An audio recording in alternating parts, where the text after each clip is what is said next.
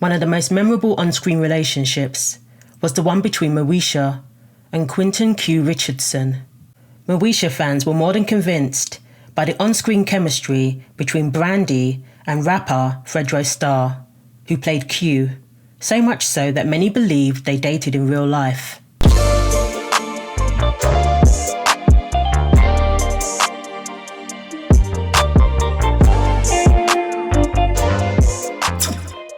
Fredro recently revealed in a Vlad TV interview that Brandy warned him not to join Death Row. Interestingly, Suge and Brandy's brother, Ray J, are quite close. Suge trusts Ray J with his business affairs and has left him in charge of certain business ventures while he serves his 28-year sentence. Suge has been reported to have invested in various endeavours to build a nest egg for him and his family while he is in jail and for when he is potentially released. Suge admires Ray J as a businessman who successfully transitioned from music to entrepreneurship. Over the last couple of years, he cut 2 7-figure deals by selling his scooter business, Scoot e-bikes, and he became the chief strategic media officer for marijuanastock.org. He is also successful with his Bluetooth earbuds company, Raycon. Before entering the music business, Suge briefly played football. Then he became a club promoter and a bodyguard for Bobby Brown in the 80s. As a businessman, Suge used unconventional business practices, such as intimidation and a little bit of violence to secure the deal, and he became gang affiliated. Death Row Records was known to be associated with the Piru Bloods. Artists would even wear bulletproof vests to the studio. And here's where the surprising connection with Ray J comes in. Ray J grew up in Carson, California. While his sister's career was taking off, Ray J was also making a name for himself in the entertainment industry. But for some reason, Ray J decided gang life was a path he wanted to pursue. He admitted to this in his reality show, Brandy and Ray J. Although one writer on Vibe.com, who reviewed the show, said that they thought he was exaggerating and probably making it sound a lot worse than it was.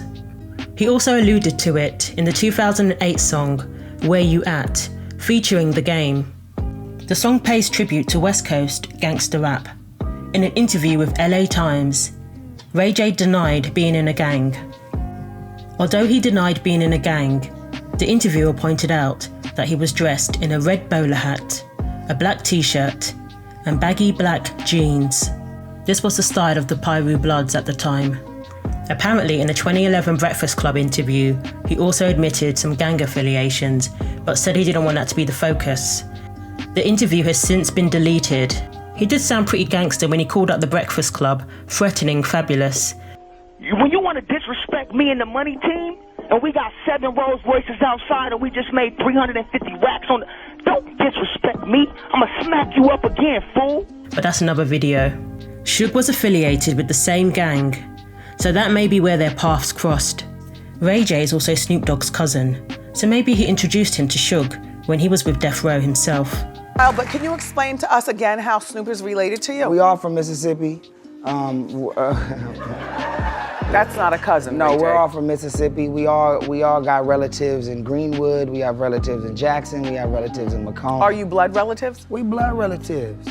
In 2019, TMZ reported that Suge had sold his life rights to Ray J with the plan of making a documentary about his life and that of Tupac Shakur. However, it has recently been revealed that a biopic on Suge is in the works, and Suge signed a deal with producer Steve Whitney. Sources close to Suge Knight revealed to TMZ that he expects Ray J to make the right decisions with his story and to make money for him while he's inside. Ray J also managed Death Row and was expected to resurrect the label at some point.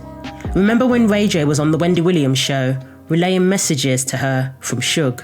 What's the relationship with you and Suge? So you've taken over Death Row Records? So look, Suge told me to tell you. Oh gosh, a message? Suge. Wait, hold on. When did he tell you this? This was the message yesterday. He said that he found out that I'm going on Wendy, and he said, tell Wendy don't ask no questions about me or Death Row because she never treated me right or never said nothing nice. Get out of here, Suge. That's what Get Suge out of here said. with that. I always treated you right. And all I do is report what is going on. It's not my fault you ran over a man, backed up and ran him over again. That's not my fault. Okay, no, I am fair. Suge. And good morning, inmates. Suge, I still have love for you like I have love for Ray J, and I understand what he said, but didn't you explain? Ray J is expected to handle film, television, and book deals on Suge's behalf.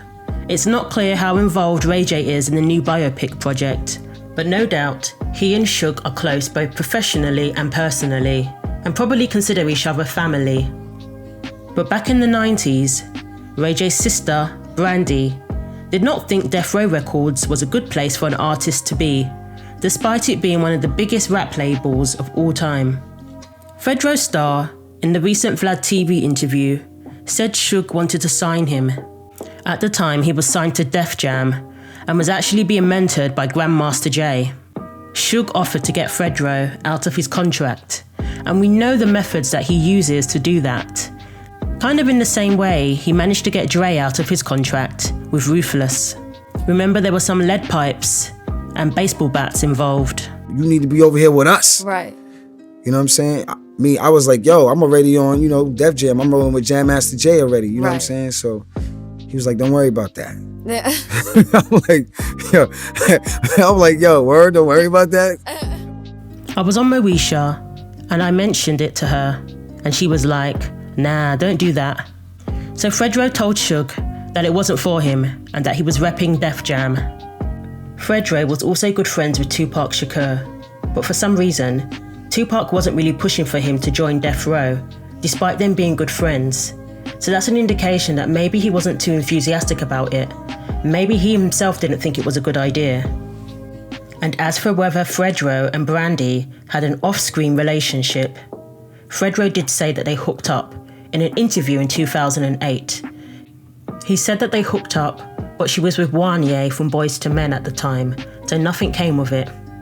Now what he said, and the way he said it, was pretty disrespectful to the legend who is Brandy, so I'm not really going to quote him. It was probably for the best that he didn't join Death Row, because a lot of the artists had projects that were shelved, and the label crumbled after Tupac died. Brandy warned Fredro not to associate himself with Suge and join Death Row, but it's interesting how her brother became close to Suge and was running Death Row at some point. Were you surprised to hear about Ray J taking over Death Row and doing all these business endeavours for Suge? Thanks for watching. Share your thoughts below, like and subscribe for weekly videos, and don't forget to click the bell for more.